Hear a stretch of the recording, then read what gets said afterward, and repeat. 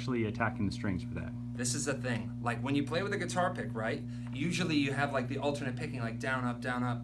I think about that like my thumb is going to be my down, the index is the up. So you literally, Right. so you have this. And when you have that kind of technique, you can really get that. But the thing is, you think about these two, down, up, and then if you want to get crazy, you can add a third in, which you really can't do with a pick to get more like the rolly stuff that.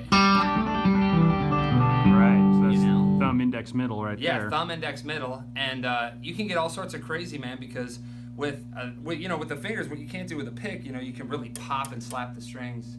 And one of my biggest influences in doing it was Albert King. He had that thing where you could pull up on the strings.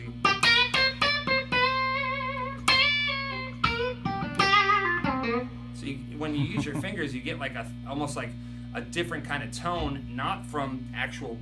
A lot of people think to themselves, it's all about your left hand when you're playing guitar. But honestly, with the right, you can get. It's just.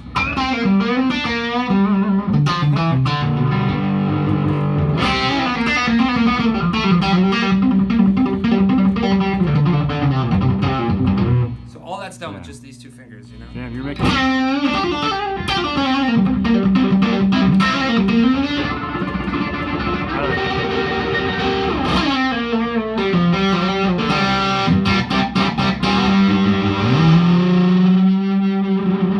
Show us that little feather strum you were doing there a second. So all you got to do, you use the the pad of your index finger, and you can do a bunch of cool stuff.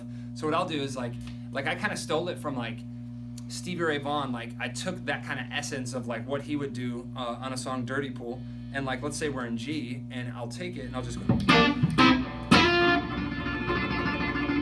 And all I'm doing is literally just padding the G, B, and E.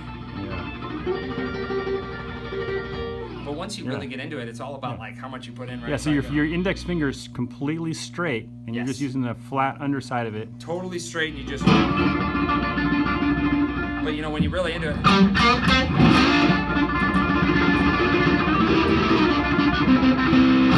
And if you want, you could do like the Hendrix thing, like the Red House thing that. I'll do this all the time, and I'll just run it up, So say we're in B, and I'm going.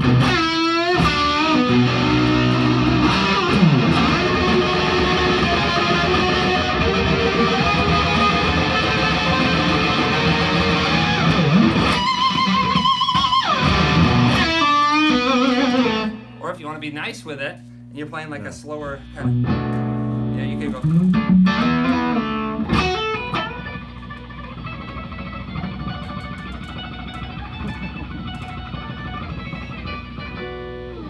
And like, no one ever taught, that's the cool part about like, when I started like playing with my fingers, like I wasn't really looking to anyone like, okay, how do I do this? What do I do? It was more like, I was like, well, I know like you can like run up like on a minor thing. So I thought, well, it'd be kind of cool if you're able to just.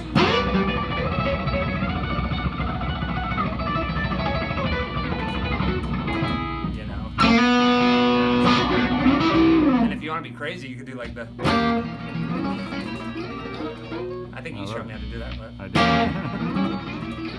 did. But it's a really simple thing. It's just literally just use your index. Even if you have a pick, you can just store it down there and just kind of start.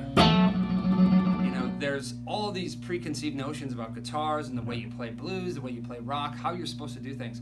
And the biggest thing for me with guitar is like, I want it to be like, like you're on a roller coaster and you don't know what's happening next. And don't get me wrong, I make mistakes all the time, but it's like how you rebound off those mistakes and how you recover. Because like when I'm playing a solo or when I'm playing guitar in general, I want it to be as exciting as possible. So I don't really know what I'm gonna do until I do it. I know what you're saying, man. There's nothing more exciting than watching a downhill skier almost wipe out and then save him or herself and get back on it. And what's cool about that kind of technique too is like when you're playing, you come up with some crazy stuff you never would have thought of, and that's kind of how I base my whole thing is like, especially soloing is like, you can tell when someone's really worked out their licks and worked out their parts. And of course, everyone has little worked out patterns, but for me, it was just all about, just the excitement and the energy of it,